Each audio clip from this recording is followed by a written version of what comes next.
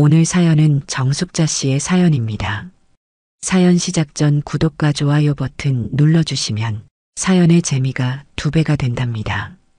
오늘의 사연 시작하겠습니다. 안녕하세요. 제 이름은 정숙자입니다. 올해로 72살이 되었고 사람들에게는 평범한 할머니로 보이겠지만 제 안에는 여전히 살아 숨쉬는 많은 이야기가 있답니다. 저에겐 아들 하나, 딸 하나, 그리고 이제는 손주들까지 생겨 감사한 인생을 살고 있지요. 하지만 사실 제 마음속에는 공허함이라는 친구가 오래전부터 자리하고 있습니다. 지금으로부터 10년 전 제 곁을 지켜주던 남편이 암으로 세상을 떠났어요. 우리 둘은 40년 넘게 함께하며 말로 다 표현할 수 없는 시간을 공유했는데 그가 떠난 후로는 제 삶의 의미가 반쯤 사라져버린 기분이었습니다. 처음 몇 년간은 아이들에게 의지하며 버텼어요. 큰아들은 서울에서 대기업 임원으로 일하고 있고 작은 딸은 부산에서 바쁜 가정생활을 하고 있어요. 나름 다들 성공적으로 살고 있죠. 저도 며느리나 사위가 효부고 효자라며 칭찬을 아끼지 않지만 한편으론 그들이 바쁘게 살다 보니 저를 챙길 시간은 점점 줄어들더군요. 아침마다 남편과의 추억이 담긴 커피를 내리는 게 이제는 저만의 의식처럼 되었어요. 커피 향이 집안을 감싸는 동안 남편의 모습이 떠오르곤 하지요. 여보, 내가 잘하고 있는 걸까? 하고 속삭이듯 중얼거릴 때도 많습니다. 하지만 이런 평화도 잠깐일 뿐 커피 잔을 내려놓고 나면 이 집은 너무 적막합니다. 큰 집에 저 혼자 남아있으니 공간이 더 크게 느껴지고 밤이 되면 그 외로움은 더 깊어지곤 합니다. 그렇게 혼자만의 시간을 보내던 어느 날이었어요. 동네 작은 전단지에 붙은 시니어 음악교실이라는 글자가 눈에 띄었죠. 음악? 어릴 적 라디오에서 흘러나오던 노래를 따라 부르곤 했던 제 모습이 떠올라 마음이 설레더군요. 용기를 내어 전화로 신청하고 첫날 문화센터로 향했습니다. 그곳에서 저는 제 인생의 새로운 전환점을 맞이하게 됐어요. 바로 박태수 선생님을 만나게 된 겁니다. 75세라는 나이가 믿기지 않을 정도로 기품 있는 외모에 사람을 편안하게 만드는 따뜻한 미소를 가진 분이었어요.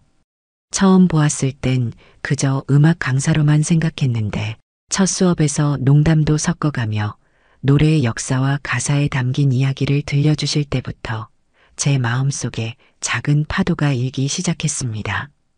그날 밤 집으로 돌아오는 길에 문득 생각했어요. 이건 뭘까? 왜 그분의 목소리가 머릿속에서 떠나질 않을까? 제 마음에 오래간만에 생긴 설렘이 너무 낯설어서 스스로에게 부끄럽기도 했지만 이상하게도 그 기분이 싫지는 않았답니다. 이게 제 늦은 사랑 이야기의 시작이었어요. 72살의 제가 이런 감정을 느낄 줄이야 누가 상상이나 했겠습니까? 그날 이후 박태수 선생님과의 음악교실은 제 삶의 작은 축제가 되었습니다.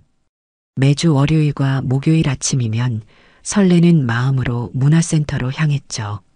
저는 그곳에서 노래를 배우는 것보다 그분의 이야기를 듣는 시간이 더 좋았습니다. 태수 선생님은 언제나 따뜻한 미소로 학생들을 맞아주었고 수업 중간중간 음악 속에 담긴 역사나 사연을 들려주며 분위기를 부드럽게 풀어가곤 했습니다. 이 곡은 제가 파리에서 공부할 때 자주 들었던 노래예요. 그땐 매일 밤 이 노래를 들으며 책을 읽곤 했죠. 그렇게 말을 꺼내시며 먼 곳을 바라보시는 태수 선생님의 눈빛에는 무언가 아련한 추억이 담겨 있었습니다. 저는 그 순간 이상하게 마음이 따뜻해지면서도 조금 두근거렸어요. 아마도 그 눈빛 때문이었겠죠. 수업이 끝나고 우연히 둘이 나란히 걷게 되는 일이 많아졌습니다. 어느 날은 태수 선생님이 먼저 말을 건네셨어요. 정숙자님, 혹시 여행 좋아하세요? 저는 눈을 반짝이며 대답했죠. 네, 정말 좋아해요. 젊을 때는 남편과 전국 곳곳을 다녔어요. 하지만 해외는 한 번도 가본 적이 없어요. 태수 선생님은 어떠세요? 그분은 천천히 고개를 끄덕이며 웃음을 띠셨습니다. 저는 한때 여행이 삶의 일부였어요. 일 때문에 여러 나라를 다녔지만 결국 가장 기억에 남는 건 작은 동네 골목에서 마주한 순간들이더군요. 꼭 멀리 가지 않아도 아름다운 곳은 많으니까요. 그날 대화는 저희 둘의 공통점을 발견하게 해주었습니다. 음악 여행, 그리고 삶의 작은 순간들을 소중히 여기는 마음. 이런저런 이야기를 나누며 웃다 보니 어느새 문화센터 입구에 도착해 있었고, 저는 이렇게 대화가 즐거웠던 게 얼마 만인지 기억도 나지 않았습니다. 그 후로 우리는 조금씩 서로를 의식하게 되었습니다. 수업이 끝나고 자연스럽게 나란히 걷는 시간이 점점 길어졌고, 그분의 자상한 말 한마디에 설레는 제 자신을 자주 발견했습니다. 그러던 어느 날 아침, 태수 선생님은 손에 작은 상자를 들고 오셨습니다. 숙자님, 제가 집에서 직접 만든 꽃차인데요. 한번 드셔보세요. 그분은 마치 어린아이처럼 수줍게 상자를 내미셨습니다. 저는 감사 인사를 하며 받아들었죠. 상자를 열자 은은한 국화향이 퍼져나왔습니다. 직접 만드신 거라니 정말 대단하시네요. 제가 아침마다 이 차를 마시면서 선생님을 생각하게 되겠어요. 농담처럼 건넨 말이었지만 그 순간 그분의 미소가 조금 더 밝아지는 것을 느낄 수 있었습니다. 며칠 후 태수 선생님이 제게 특별한 제안을 하셨습니다.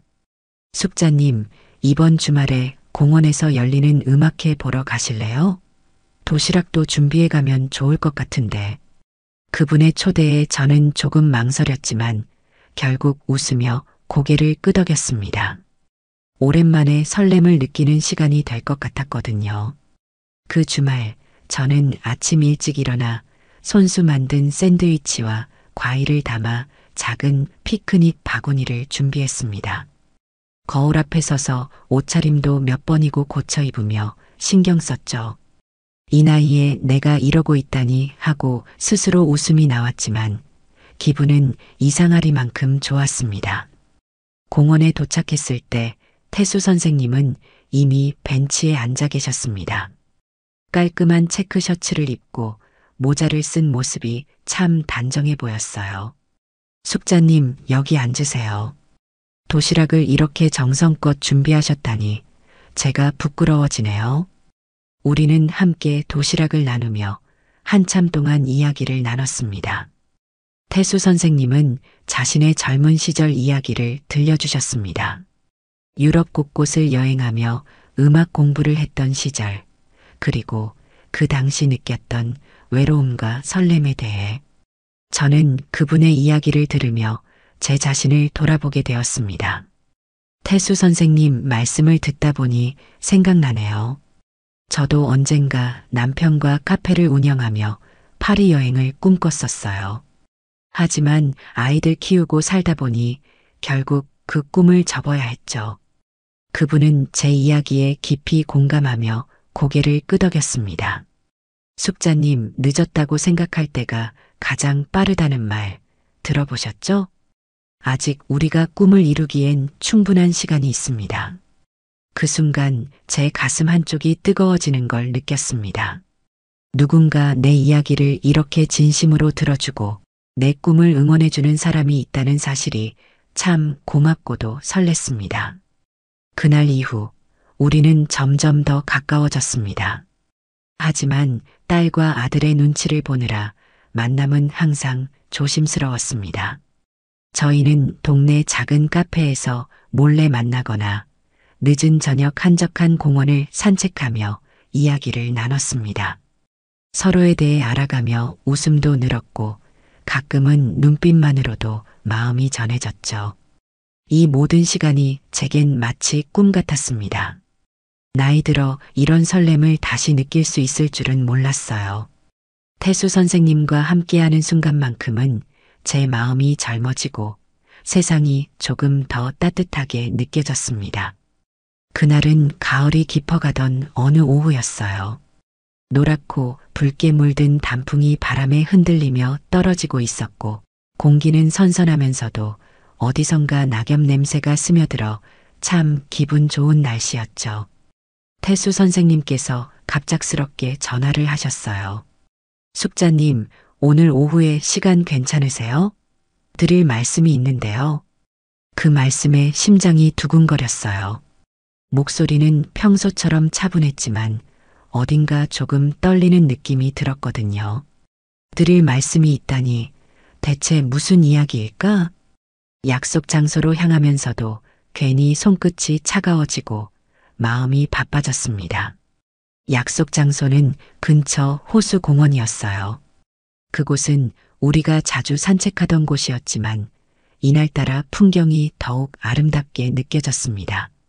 낙엽이 깔린 산책로를 걷고 있는 태수 선생님의 모습이 멀리서 보였어요. 갈색 코트에 단정히 눌러쓴 중절모, 그리고 항상 품에 들고 다니던 작은 가방. 그 모습이 너무 평범한데도 이상하게 마음 한구석이 아릿해졌습니다. 오셨어요, 숙자님. 그분은 저를 보며 환하게 웃으셨습니다. 그런 미소를 받으면 가슴이 조금 울렁거렸어요. 저도 모르게 얼굴이 상기되는 기분을 감추려고 손끝을 매만졌죠. 그냥 공기가 너무 좋아서 걸으면서 이야기하고 싶었어요. 그분의 제안에 나란히 걸으며 이야기를 나누기 시작했어요. 뭐 별다른 이야기가 아니었죠. 서로의 추억, 음악, 그리고 요즘의 하루하루에 대해.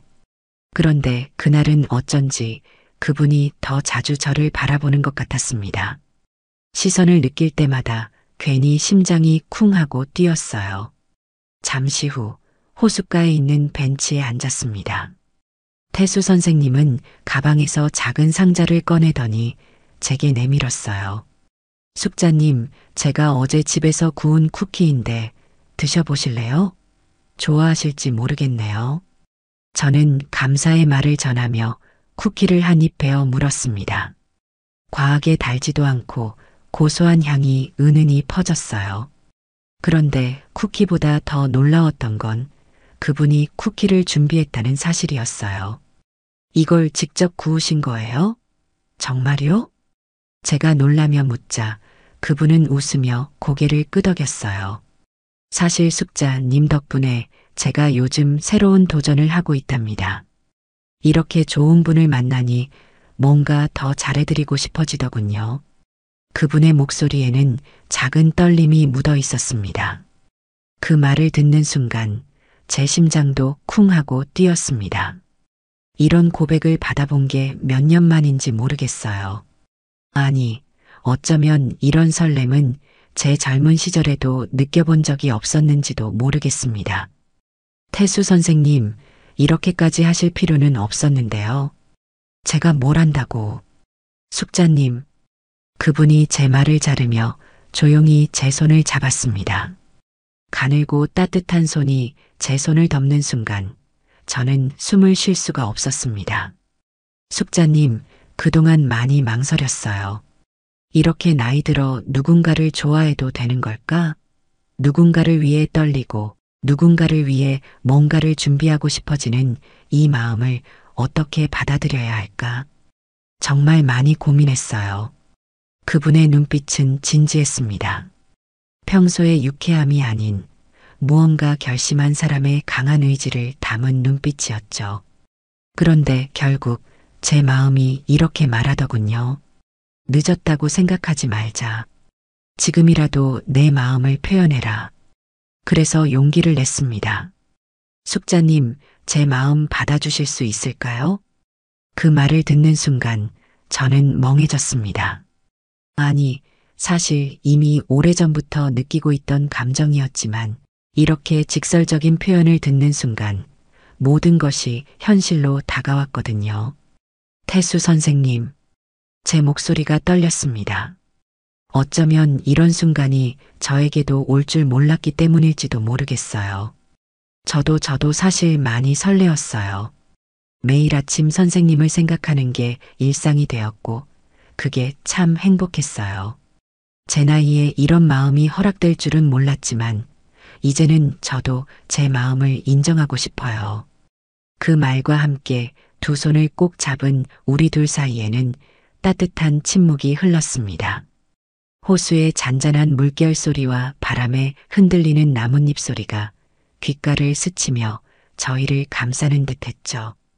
태수 선생님은 그날 살짝 눈물 맺힌 눈으로 웃으며 말했습니다. 숙자님, 우리 이렇게 늦은 사랑을 시작해도 괜찮겠죠? 저는 웃으며 고개를 끄덕였어요. 네, 괜찮아요. 너무나도. 그날 저녁 집으로 돌아오는 길, 제 마음은 오랜만에 가벼웠습니다. 72세라는 숫자가 더 이상 제게는 의미가 없었어요.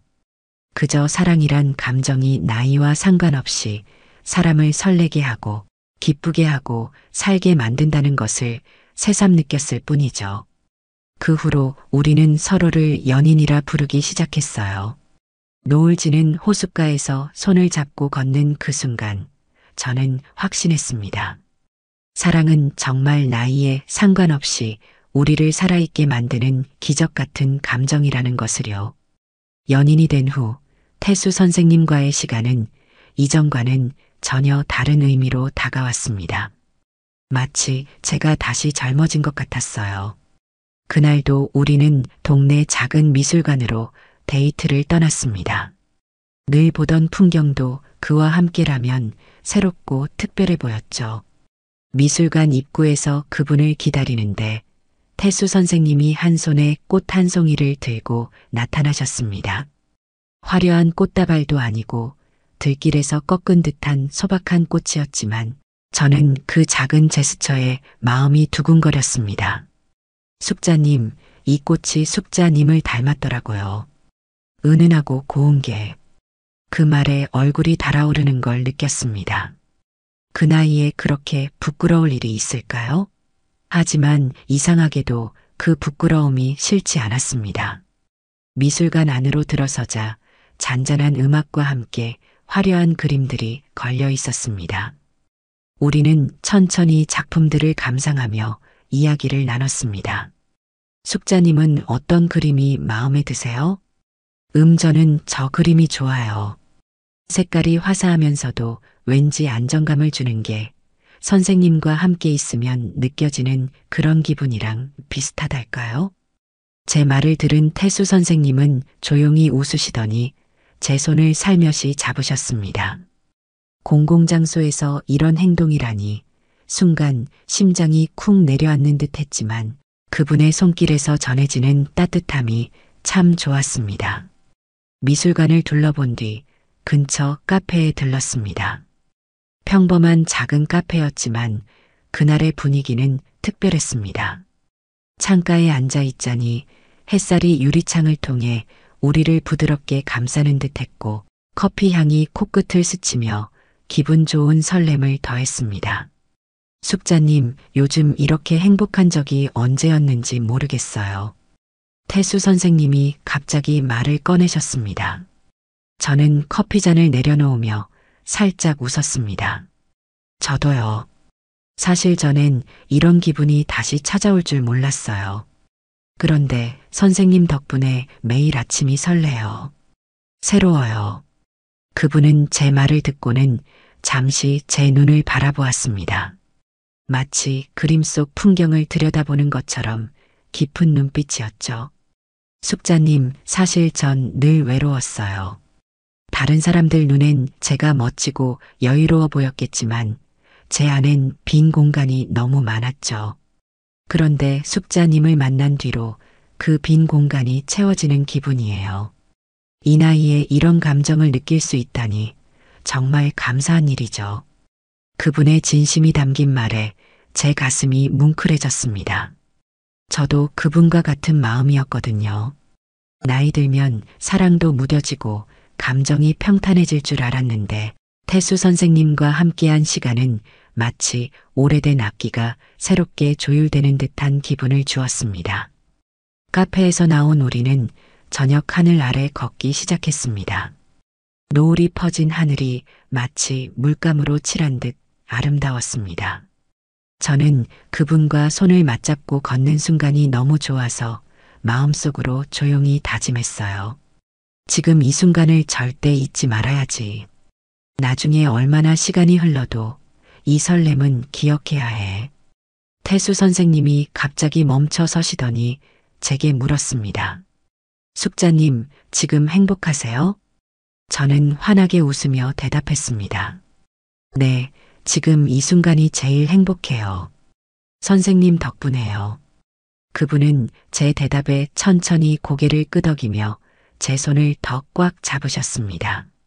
숙자님, 앞으로도 이런 순간이 많았으면 좋겠어요. 함께 행복할 수 있는 시간이요. 그 순간 저는 더 이상 나이도 사람들의 시선도 아무것도 신경 쓰고 싶지 않았습니다. 그저 이 사람이 내 옆에 있다는 사실만으로도 충분히 행복했으니까요. 모든 것은 평온한 일요일 아침부터 시작되었습니다. 그날 태수 선생님과 저는 동네 작은 꽃시장에서 데이트를 하고 있었습니다. 꽃 냄새가 가득한 시장 골목을 걷다가 저는 그분과 함께 담소를 나누며 웃고 있었죠. 그러던 중 우연히 제 딸 은미가 시장 반대편에서 우리를 보고 말았습니다. 엄마. 그녀의 목소리는 낮았지만 분명히 놀란 기색이었습니다. 저는 그 순간 심장이 내려앉는 것 같았어요. 이렇게 마주칠 줄은 상상도 못했거든요. 딸의 표정은 순식간에 굳어졌고 곧바로 걸음을 빨리하며 제 앞으로 다가왔습니다. 엄마, 이게 뭐예요? 지금 누구랑 다니시는 거예요? 저는 태수 선생님을 얼핏 돌아보며 조심스럽게 답했습니다. 은미야, 이분은 엄마 친구야. 태수 선생님이라고 같이 꽃 좀 보러 온 거야. 하지만 딸의 눈빛은 의심으로 가득 차 있었습니다. 친구? 엄마가 언제 이런 친구를 사귀었어요? 두 분이 너무 다정해 보이던데. 그날 딸은 아무 말 없이 집으로 돌아갔지만 문제는 그날 밤에 벌어졌습니다. 저녁 식사를 끝내고 쉬고 있는데 은미가 제 방으로 들어와 소리를 지르며 시작했죠. 엄마, 솔직히 말해요. 그 남자랑 무슨 사이예요? 연애라도 한다는 거예요? 저는 충격을 받았지만 그녀의 말을 부정하지 않았습니다. 은미야, 그렇다 해도 내가 그렇게 화낼 일은 아니야. 엄마도 사람이야. 엄마도 외롭고 누군가의 위로가 필요할 때가 있는 거야. 하지만 제 말은 은미를 더욱 화나게 했습니다. 엄마, 다 늙어서 창피하지도 않아요?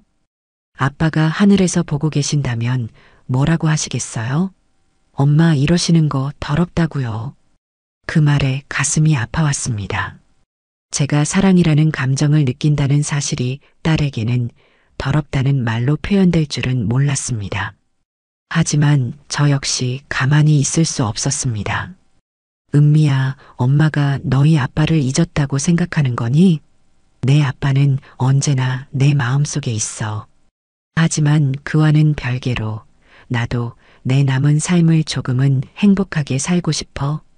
행복은 무슨 행복이에요? 그냥 손주들이랑 놀며 사세요.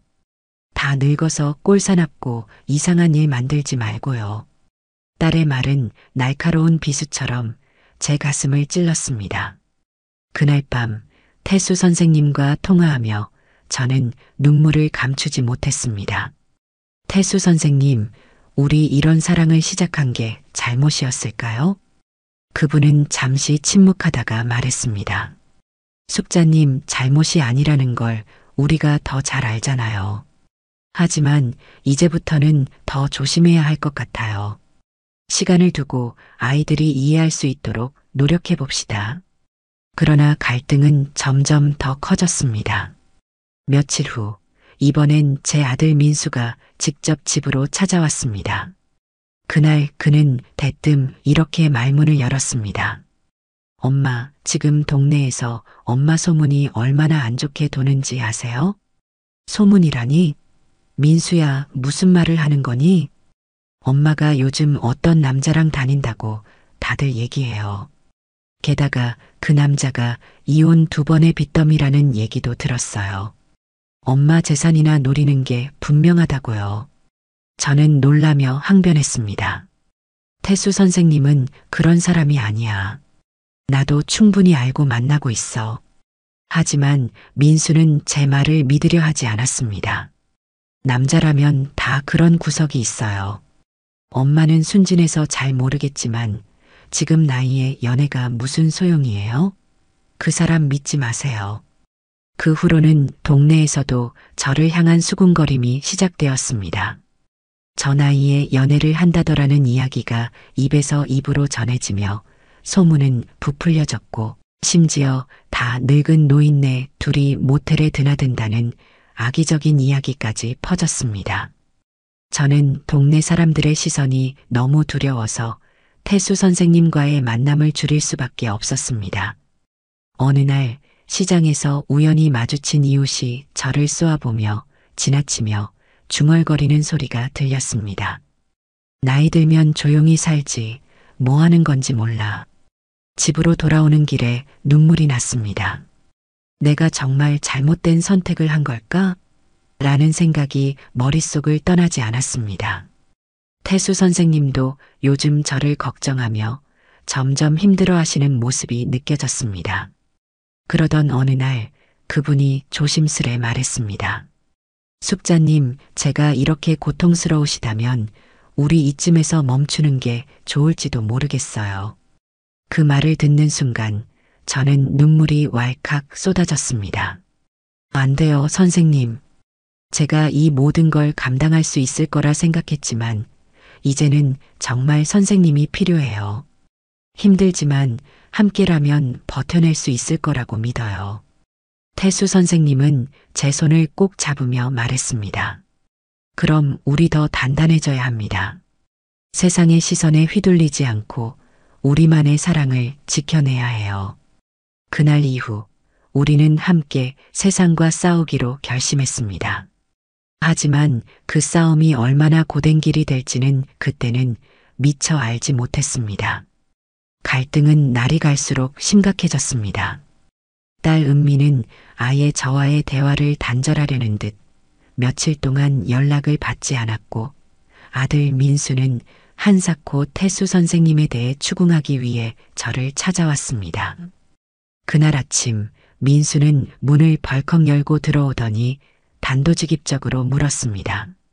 엄마, 그 남자랑 정말 끝낼 생각 없으세요? 엄마를 위해서 하는 말이에요. 지금 동네 사람들이 엄마를 어떻게 보는 줄 아세요? 저는 침착하려고 노력하며 대답했습니다. 민수야, 내가 무슨 얘기를 하는지는 알지만 엄마도 이제 내 인생을 좀 살아보고 싶어. 너희들이 행복을 찾듯이 엄마도 내 나름의 행복을 찾아야 하지 않겠니? 그러나 민수는 고개를 절레절레 흔들며 소리쳤습니다. 엄마, 그게 무슨 말도 안 되는 소리예요? 나이 70 넘어서 무슨 연애를 한다고. 그 사람 믿을 수 없는 사람이에요. 이혼 2번의 빚까지 엄마는 왜 그런 걸 다 감수하려고 하세요? 그의 말이 너무 날카로워 저는 한동안 아무 말도 하지 못했습니다. 그러나 마음속에서 용기가 솟아올랐습니다. 민수야, 너희들 생각도 중요하지만 엄마도 내 삶의 주인이야.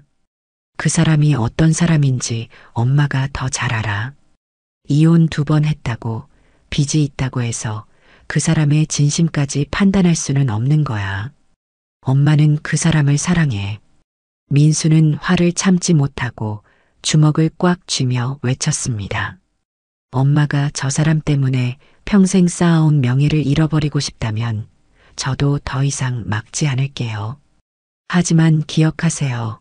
그 남자와 엄마를 절대 인정할 수 없다는 거요. 그날 민수는 문을 세게 닫고 나갔고 저는 홀로 남아 멍하니 앉아 있었습니다. 태수 선생님과의 사랑이 이렇게 많은 장애물에 부딪힐 줄은 몰랐습니다. 하지만 제 마음은 흔들리지 않았습니다.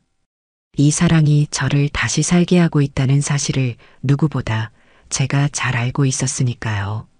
며칠 뒤 은미가 결국 집에 찾아왔습니다.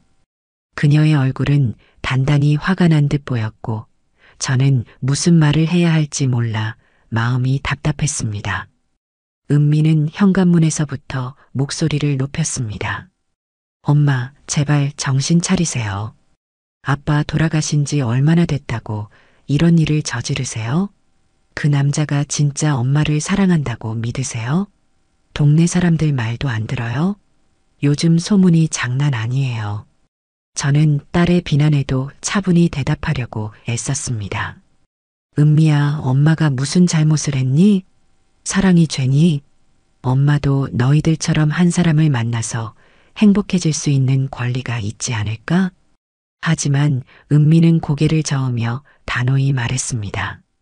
엄마, 나이 들어서 연애하는 건 좀 다르잖아요. 아빠 생각은 조금도 안 하세요? 손주들한테 부끄럽지 않으세요? 그 순간 저는 참아왔던 말을 꺼내고 말았습니다. 은미야, 엄마는 아빠를 절대 잊지 않았어. 아빠는 늘 엄마 마음속에 있어. 하지만 내가 생각하는 것처럼 엄마가 이제 아빠의 기억에만 묶여 살 수는 없어. 엄마도 이제는 내 삶을 살고 싶어. 딸은 더 이상 대꾸하지 않았습니다. 하지만 돌아서는 그녀의 얼굴에는 실망과 분노가 가득했습니다.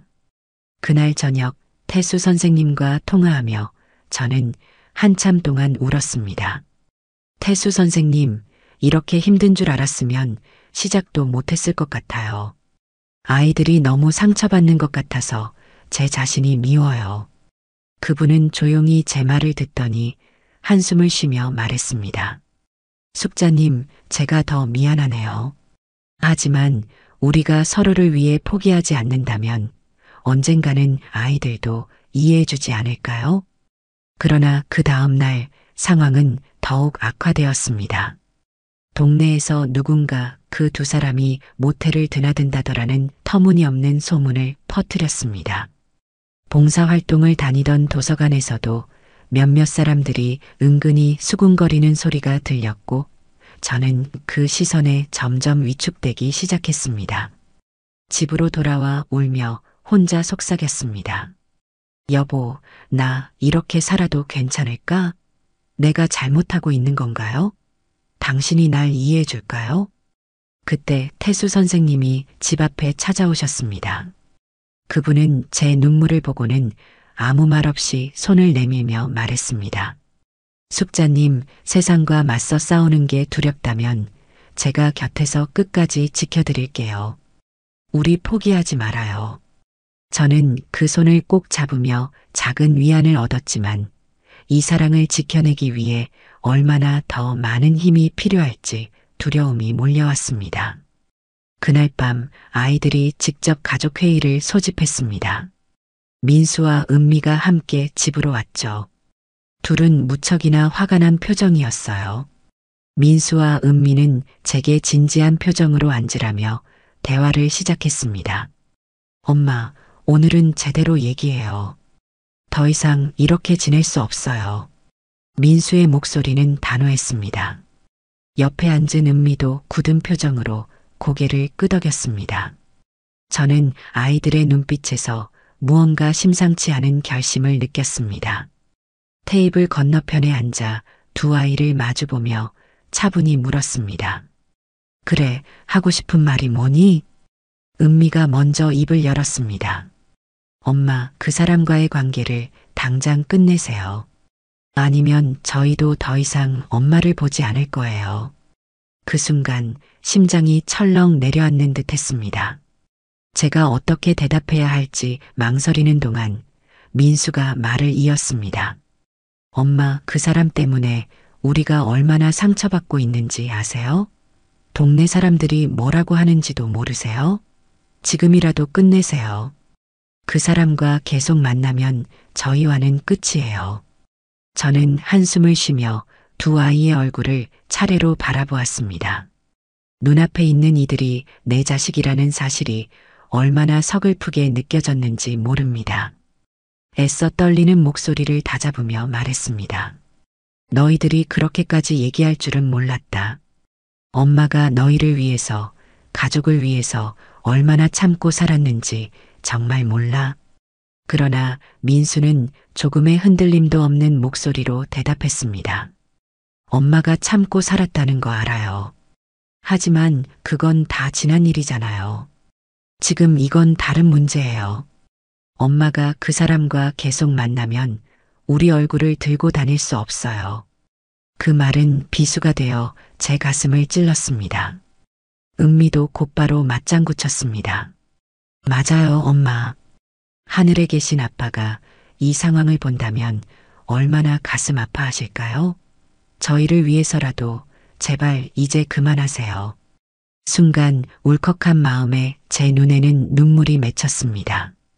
하지만 그 눈물을 삼키며 저는 차분히 제 이야기를 꺼냈습니다. 민수야, 은미야. 너희들은 내가 늙었다고 생각하겠지. 그래서 이제는 그저 엄마로, 할머니로 살아야 한다고 생각할 거야. 그런데 말이야, 나도 아직 여자로서의 마음이 있어.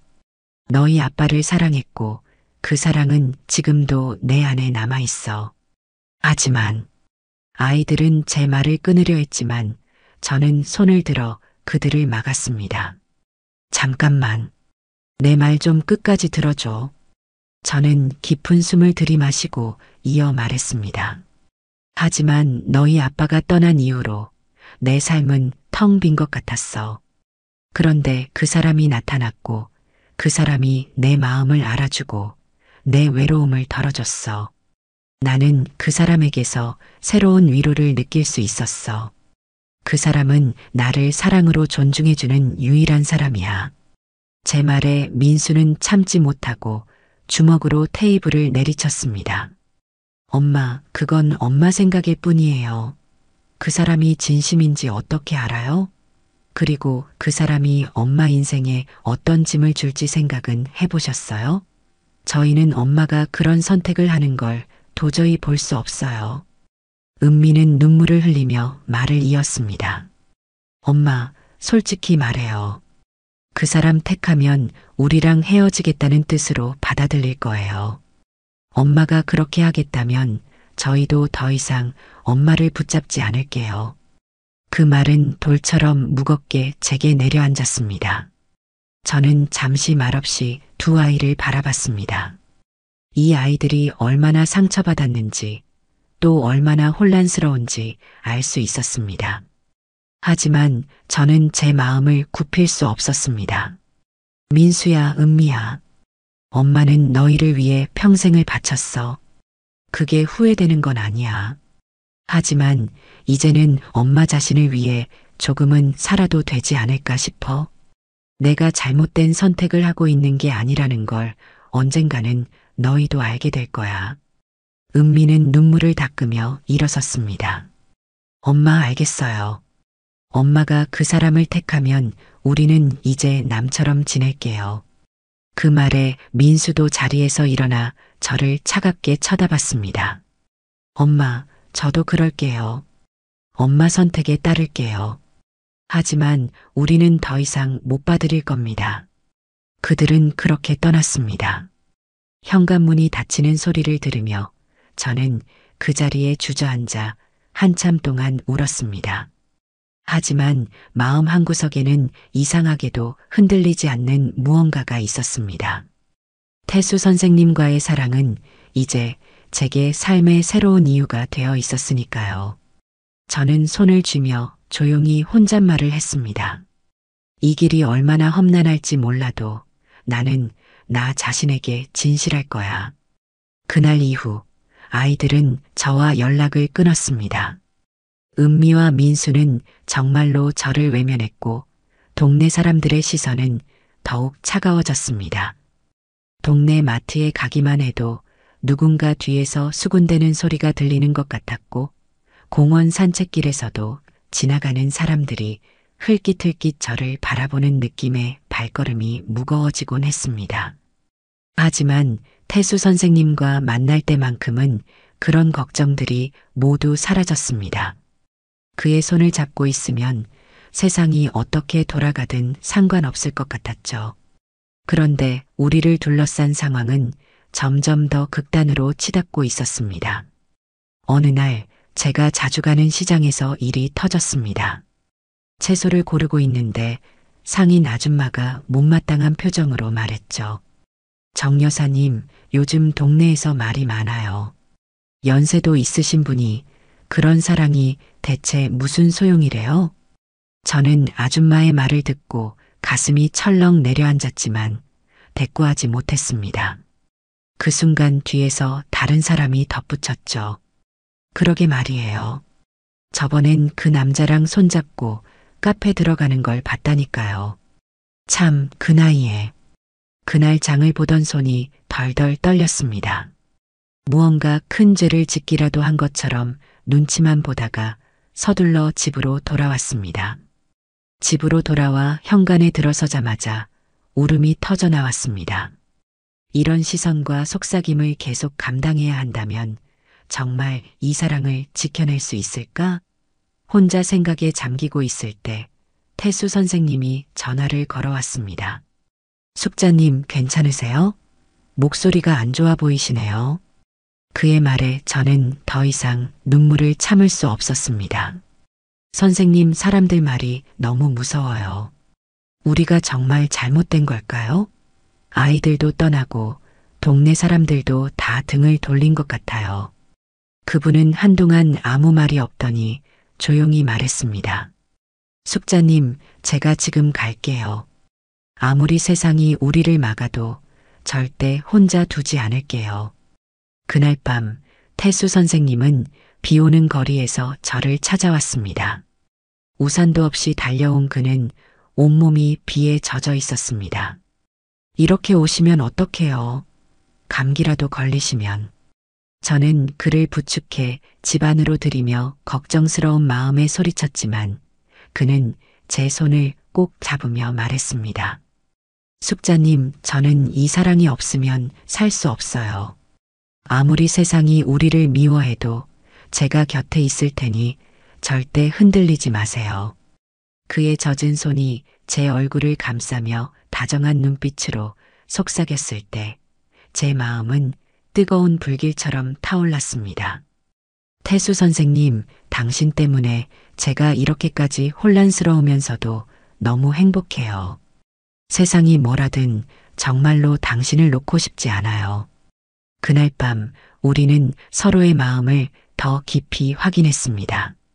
아무리 세상이 등을 돌려도 우리는 서로를 의지하며 살아가기로 했습니다.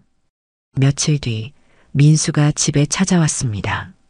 그동안 연락을 끊고 있던 민수가 다시 나타난 것은 태수 선생님과의 관계를 끝내라는 마지막 경고처럼 느껴졌습니다. 엄마, 제가 회사 일까지 미루고 온 이유가 뭔지 아세요? 지금 이 일이 얼마나 심각한지 아세요? 사람들이 엄마 뒷말을 하는 걸 들으면 정말 저도 참을 수가 없어요. 저는 민수의 말이 얼마나 걱정해서 비롯된 것인지 알면서도 쉽게 수긍할 수 없었습니다.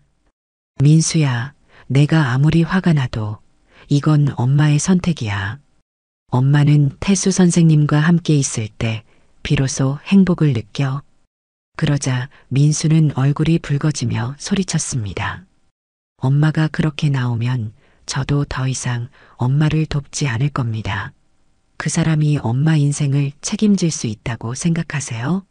그 사람은 엄마의 행복이 아니라 짐밖에 안 될 거예요. 그의 말에 저도 참았던 분노가 터졌습니다. 민수야, 엄마가 언제까지 내가 생각하는 엄마로만 살아야 하는 거니? 내가 너희들 위해 평생을 바친 것도 모자라서 이제 남은 시간조차 너희의 시선을 위해 살아야 하니? 그날 밤 민수는 집을 떠나며 마지막으로 이렇게 말했습니다. 엄마가 그 사람과 함께 하겠다면 저는 엄마를 더 이상 볼 수 없을 겁니다.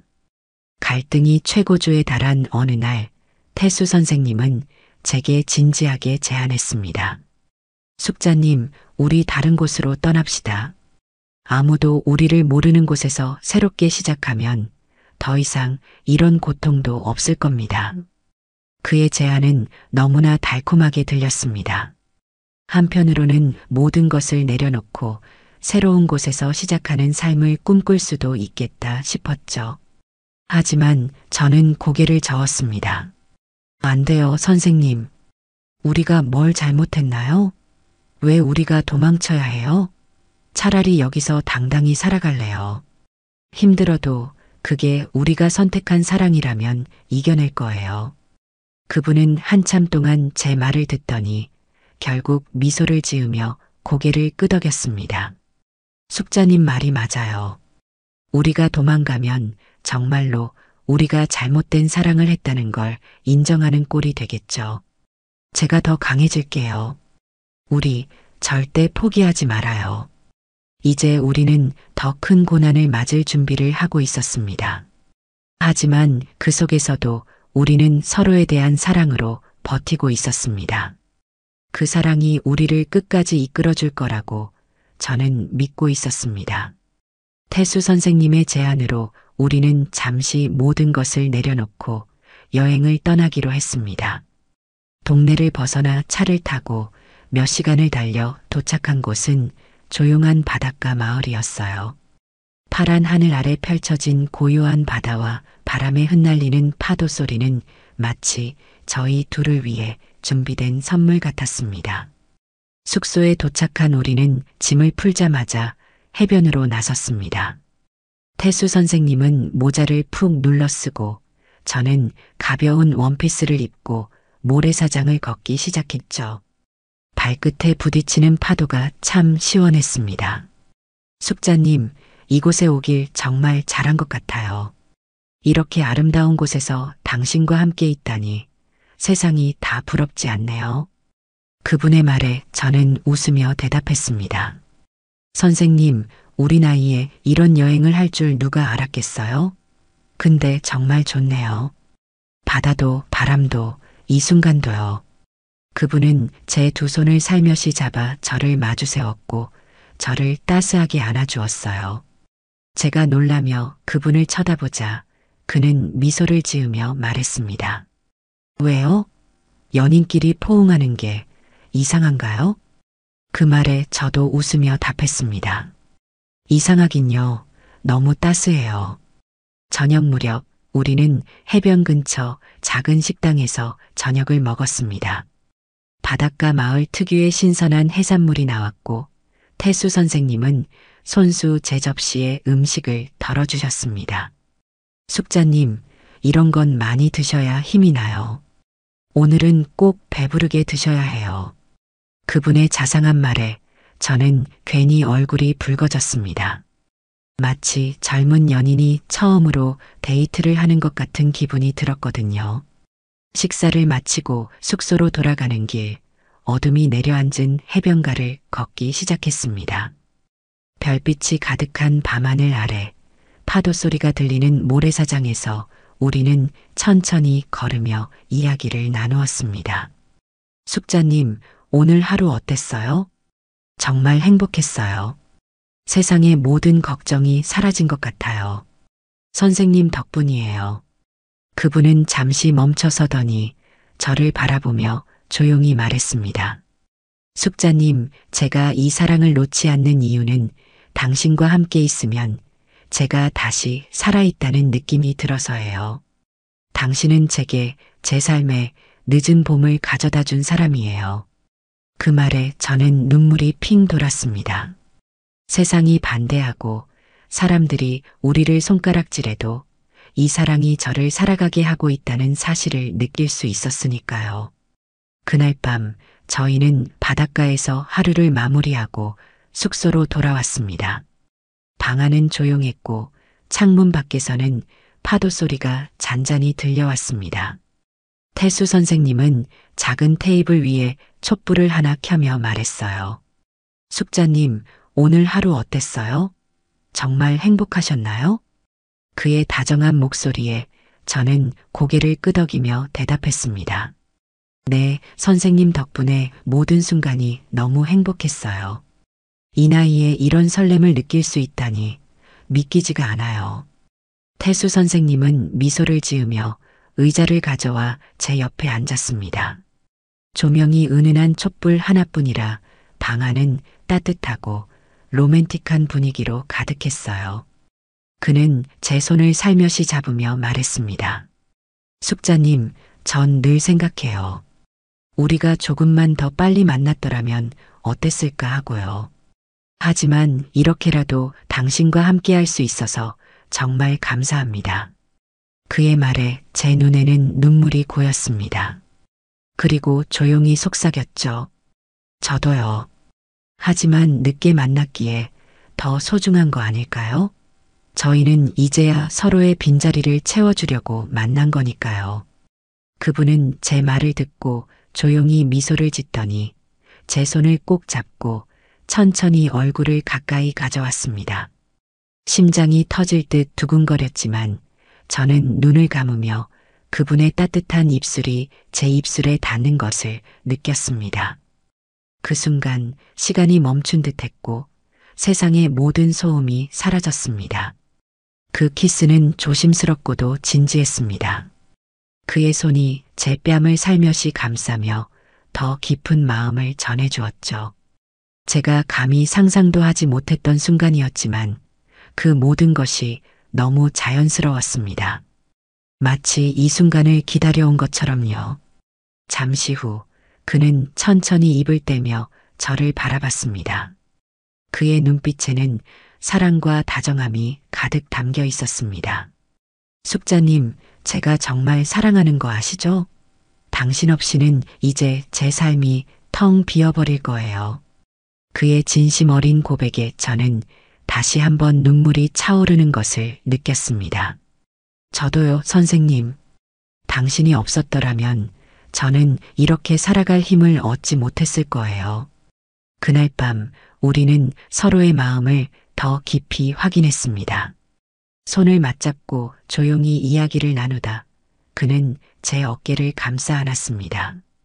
숙자님, 당신 곁에 이렇게 있을 수 있다는 게 저에겐 가장 큰 축복이에요. 그의 품은 너무 따뜻하고 포근했습니다. 저는 그 품 속에서 하루의 모든 긴장이 녹아내리는 것을 느꼈습니다. 그날의 밤은 평생 잊을 수 없는 추억이 되었습니다. 파도 소리와 촛불의 은은한 빛 속에서 우리는 서로를 온전히 마주하며 다시금 사랑을 다짐했습니다. 우리 사랑이 얼마나 늦게 찾아왔든 지금 이 순간만큼은 젊은 연인 못지않게 뜨겁고 아름다웠습니다.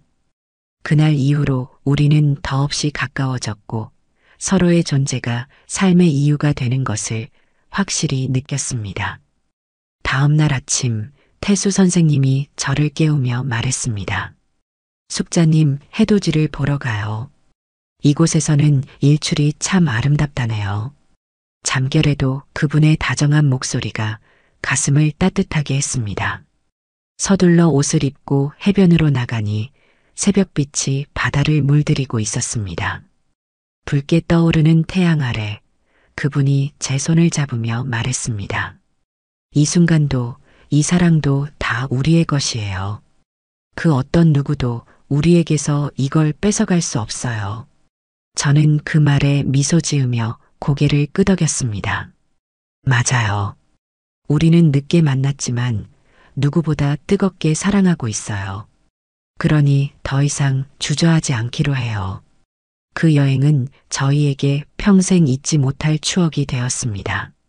손을 잡고 걷던 바닷길, 서로를 더 깊이 알아가던 밤, 그리고 떠오르는 태양 아래 나누었던 약속. 그 모든 순간이 제게는 삶의 새로운 이유가 되었고 태수 선생님과의 사랑이 얼마나 소중한지 다시 한번 깨닫게 했습니다. 여행을 마치고 돌아오는 길, 저는 마음속으로 다짐했습니다. 이 사랑을 지키기 위해 무엇이든 할 거야. 왜냐하면 이 사랑은 내가 다시 살아있음을 느끼게 해주니까. 저희의 늦은 사랑은 그렇게 또 한 걸음 더 깊어졌습니다. 꿈만 같았던 여행이 끝나고 우리는 다시 현실로 돌아왔습니다. 며칠 후 딸 은미가 갑자기 집으로 찾아왔습니다. 얼굴은 굳어 있었고 표정은 단호했습니다. 엄마, 마지막으로 얘기하러 왔어요.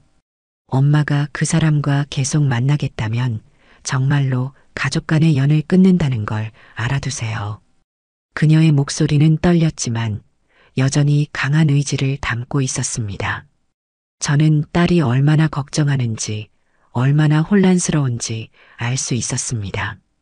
그러나 동시에 제가 포기할 수 없는 사랑이 있다는 것도 분명했습니다.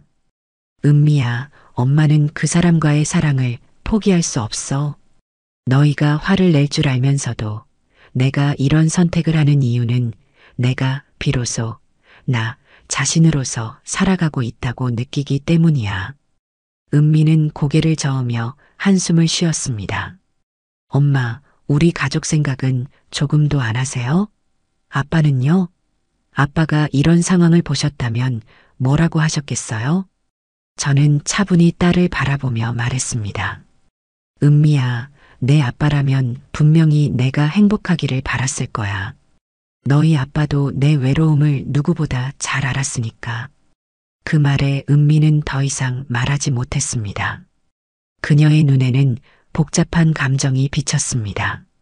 한편으로는 이해하려는 듯했고 또 한편으로는 받아들이기 어려운 듯했습니다. 엄마, 제가 더 이상 뭐라고 말해야 할지 모르겠어요. 하지만 이 상황이 계속되면 우리 가족은 산산조각 날 거예요.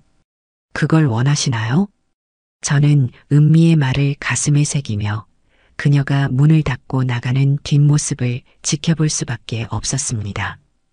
은미가 떠난 다음 날 태수 선생님이 집 앞으로 찾아왔습니다. 그는 제 얼굴을 보자마자 걱정스러운 눈빛으로 물었습니다.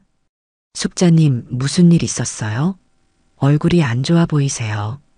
저는 어제 있었던 일을 털어놓으며 자녀들과의 갈등이 점점 심해지고 있다고 말했습니다. 선생님, 저도 가끔은 두려워요. 우리 사랑이 아이들에게 상처를 주고 있는 것 같아서요. 그분은 한참 동안 저를 바라보며 조용히 대답했습니다. 숙자님, 제발 이런 말씀을 이해해 주세요. 저와 함께하는 게 이렇게 힘들고 고통스러운 일이 된다면 제가 떠나는 게 맞는지도 모르겠어요. 그의 말에 저는 순간 가슴이 무너지는 것 같았습니다. 선생님, 그런 말씀하지 마세요. 당신 없이 제가 어떻게 이겨낼 수 있겠어요? 당신이 없으면 저는 더 외로워질 거예요. 저는 그의 손을 잡고 간절히 말했습니다. 우리 이겨낼 수 있어요. 아이들도 언젠가는 이해할 거예요. 그러니 절대 포기하지 말아요. 태수 선생님은 잠시 제 손을 쳐다보더니 힘없이 고개를 끄덕였습니다. 알겠습니다. 숙자님 말씀대로 해볼게요. 하지만 제가 드릴 수 있는 게 부족해서 당신이 더 힘들어진다면 언제든 말씀해 주세요. 그의 말은 슬프면서도 따뜻했습니다. 저는 그의 손을 꼭 쥐며 마음속으로 다짐했습니다. 이 사랑을 절대 포기하지 않을 거야. 어떤 어려움이 닥쳐도. 시간이 지날수록 동네 사람들의 수군거림은 점점 더 심해졌습니다. 작은 카페에서 만난 이웃은 대놓고 말했죠. 정 여사님, 요즘 그 남자랑 계속 다니신다면서요? 좀 조심하시는 게 좋지 않을까요? 그 말에 저는 아무 대답도 하지 못했습니다. 대체 왜 나이가 들었다는 이유로 사랑이 이렇게 비난받아야 하는지 억울하기만 했습니다. 하지만 태수 선생님은 오히려 저를 더 밝게 만들어 주었습니다. 숙자님, 세상 말은 신경 쓰지 마세요. 중요한 건 우리 둘의 진심이잖아요. 그의 다정한 말에 저는 다시 한번 힘을 얻었습니다. 태수 선생님과 저는 동네에서 벗어나 작은 여행 카페를 열겠다는 꿈을 꾸기 시작했습니다. 음악 여행, 그리고 커피를 좋아하는 우리만의 공간을 만들어 우리처럼 늦은 사랑을 시작한 사람들에게 쉼터를 제공하는 것이었죠. 숙자님, 우리의 이야기가 사람들에게 작은 용기가 된다면 얼마나 좋을까요? 그의 말에 저는 고개를 끄덕이며 미소 지었습니다. 맞아요. 우리 사랑이 사람들에게 나이와 상관없이 사랑할 수 있다는 희망을 줄 수 있겠죠. 그날 우리는 새벽까지 카페에 대해 이야기를 나누며 웃었습니다. 우리를 향한 세상의 시선은 여전히 따갑지만 이 사랑이 있다는 사실만으로도 우리는 충분히 행복했습니다. 우리는 동네를 떠나기로 결심했습니다. 자녀들의 반대와 이웃들의 시선을 벗어나 우리만의 새로운 삶을 시작하기 위해 새로운 도시로 향했죠. 도시 외곽의 한적한 곳에 도착했을 때 그곳의 조용하고 평화로운 분위기가 마음에 들었습니다. 숙자님, 여기라면 충분히 시작할 수 있을 것 같아요. 바다도 가깝고 사람들도 온화해 보이네요. 그의 말에 저도 고개를 끄덕이며 동의했습니다. 맞아요. 여긴 정말 좋네요. 우리 여기서 새로운 인생을 시작해봐요. 작은 카페를 위한 장소를 찾는 일은 쉽지 않았습니다. 우리는 온종일 도시를 돌아다니며 적당한 공간을 찾았습니다. 마침내 골목 끝에 있는 오래된 가게 건물을 발견했을 때 서로를 바라보며 미소를 지었습니다. 여기 어때요, 숙자님? 오래됐지만 창문으로 들어오는 햇빛이 참 따뜻하네요. 정말 예쁘네요. 우리가 꾸미면 더 근사한 공간이 될 것 같아요. 우리는 건물을 계약하고 카페를 꾸밀 준비를 시작했습니다. 손수 벽을 칠하고 중고 가구를 찾아 직접 운반하며 하나씩 공간을 채워갔습니다. 벽 한쪽에는 태수 선생님이 모아온 여행 사진과 소장하던 책들을 놓았습니다. 숙자님, 이 공간은 우리가 함께 만든 첫 작품이네요. 어때요? 저는 그의 손을 잡으며 미소 지었습니다. 너무 좋아요, 선생님. 여기서 우리 추억을 많이 만들어가요. 카페의 이름은 늦은 봄으로 정했습니다. 우리의 늦게 찾아온 사랑과 새로운 시작을 상징하는 이름이었죠. 메뉴도 신중히 골랐습니다. 태수 선생님은 프랑스에서 마셨던 커피 이야기를 들려주며 메뉴를 구상했고 저는 손수 꽃차와 디저트를 준비했습니다. 숙자님, 이 커피를 마시는 사람들이 우리의 이야기를 떠올리면 참 좋겠어요. 맞아요. 우리 카페에 오는 사람들이 편안함과 행복을 느낄 수 있다면 더 바랄 게 없겠죠. 드디어 카페가 문을 여는 날, 우리는 아침부터 분주했습니다. 태수 선생님은 책장을 정리하며 손님을 맞을 준비를 했고, 저는 주방에서 커피를 내리며 설레는 마음을 감추지 못했습니다. 첫 손님이 들어섰을 때 그들은 카페를 둘러보며 미소를 지었습니다. 여기가 늦은 봄이군요. 정말 따뜻한 공간이네요. 그 말을 듣는 순간 우리는 서로를 바라보며 웃었습니다. 우리의 노력이 결실을 맺은 기분이었죠. 그 후로 우리의 카페는 조금씩 입소문을 타기 시작했습니다. 동네 사람들은 우리의 이야기를 들으며 공감했고 나이 들어서도 사랑할 수 있다는 사실에 용기를 얻는 이들이 많았습니다. 손님들 사이에는 이런 말도 오갔습니다. 여기 주인 두 분 정말 보기 좋아요.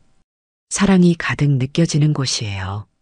매일 아침 우리는 함께 카페 문을 열며 하루를 시작합니다.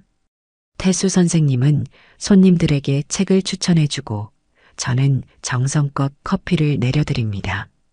손님들과 나누는 대화 속에서 우리는 새로운 추억을 쌓아갔습니다.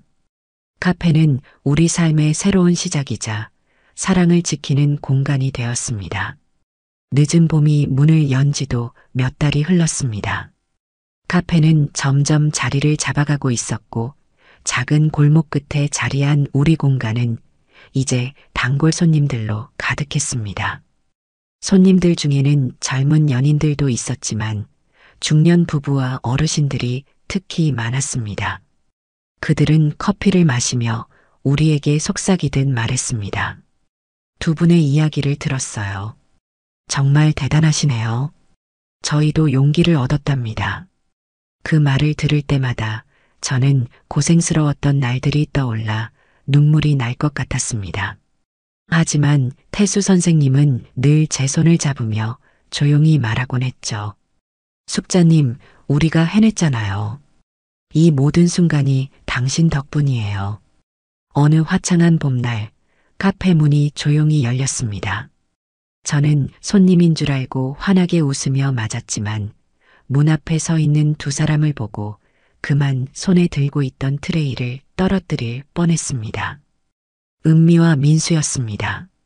둘은 낯선 얼굴로 카페 안을 둘러보며 조용히 서 있었습니다.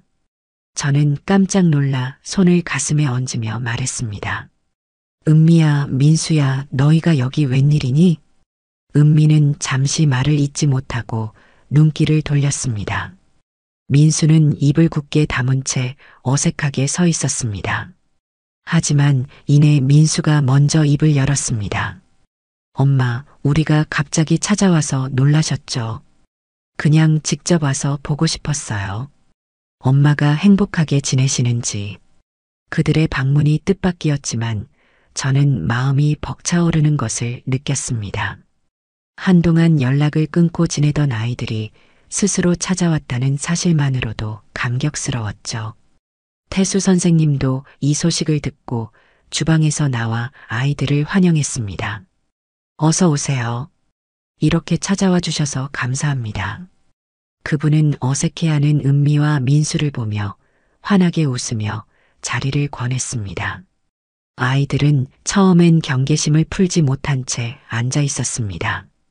저는 조용히 그들에게 커피를 내려주며 말을 건넸습니다. 여기 커피 한 잔씩 마셔보렴. 내가 직접 내렸어. 맛은 어떨지 모르겠네. 그 순간 민수가 커피 잔을 들고 한 모금을 마시더니 고개를 끄덕였습니다. 맛있네요. 엄마가 직접 하셨다니 대단해요. 그렇게 조금씩 분위기가 풀리기 시작했습니다. 태수 선생님은 책장을 정리하며 손님들에게 책을 추천하는 모습을 보여주었습니다. 그는 동네 어르신들과 이야기를 나누며 진지하게 귀를 기울였고 아이들은 그런 그의 모습을 조용히 지켜보았습니다. 은미는 눈치를 보며 제게 속삭였습니다. 엄마, 저분 정말 진심 같아요. 엄마를 위해 열심히 하시는 것 같고 다른 사람들에게도 참 다정하시네요. 저는 딸의 말에 조용히 웃으며 대답했습니다. 그렇지? 저 사람은 나를 정말 존중해줘. 나를 한 사람으로 봐주는 사람이야. 시간이 지나며 아이들은 우리 카페의 분위기와 태수 선생님의 모습을 보며 점차 경계심을 풀었습니다. 그날 밤 카페 문을 닫고 나서 우리는 함께 저녁을 먹기로 했습니다. 식탁에 둘러앉은 아이들은 처음으로 편안하게 이야기를 시작했습니다. 민수가 먼저 입을 열었습니다. 엄마, 솔직히 처음엔 정말 화가 났어요. 아빠를 떠나보내고 엄마가 다른 사람과 만난다는 게 이해가 안 됐어요. 하지만 오늘 와서 보니까 엄마가 정말 행복해 보이세요. 은미도 고개를 끄덕이며 말을 이었습니다. 엄마, 저도 같은 마음이었어요. 사실 엄마를 지켜드리고 싶어서 반대한 거였어요. 그런데 보니까 그분이 엄마를 얼마나 아끼시는지 알겠더라고요. 죄송해요, 엄마. 그들의 진심 어린 사과에 제 눈에는 눈물이 고였습니다. 아니야, 은미야, 민수야. 너희가 그렇게 말해줘서 엄마는 더 고마워. 엄마도 너희를 이해했어. 그래서 더 미안했단다. 식사 후 태수 선생님이 조심스레 말을 꺼냈습니다. 저희 사랑이 두 분에게 많은 상처를 준 것 같아 늘 죄송한 마음이었습니다. 하지만 이 사랑이 진심이라는 건 꼭 알아주셨으면 좋겠습니다. 숙자님을 위해서라면 저는 무엇이든 할 겁니다. 그 말에 은미는 한참 동안 고개를 숙이고 있다가 조용히 웃으며 말했습니다. 선생님 정말 감사해요. 엄마를 이렇게 행복하게 해주셔서요. 앞으로 저희도 엄마와 선생님을 응원할게요. 민수도 고개를 끄덕이며 말했습니다. 엄마, 저희도 이제는 엄마 선택을 존중할게요. 행복하세요. 저희도 엄마가 웃는 모습을 보니 마음이 놓입니다. 그날 밤 우리는 서로를 끌어안으며 눈물을 흘렸습니다. 오랜 갈등과 오해가 풀리는 순간이었죠. 아이들의 진심 어린 응원은 태수 선생님과 저에게 큰 위안이 되었습니다. 그 후로 아이들은 종종 카페를 찾아와 우리를 돕곤 했습니다. 은미는 새로운 디저트 아이디어를 제안했고 민수는 손님들을 위한 이벤트를 기획했습니다. 카페는 더욱 따뜻한 공간으로 자리 잡았고 우리는 비로소 온전한 가족으로 다시 하나가 되었습니다. 숙자님, 우리가 해냈네요. 정말 고맙습니다. 아니에요, 선생님. 당신이 제 곁에 있어줬기에 가능했어요. 그렇게 우리의 카페와 사랑은 모두에게 축복받는 이야기가 되었습니다.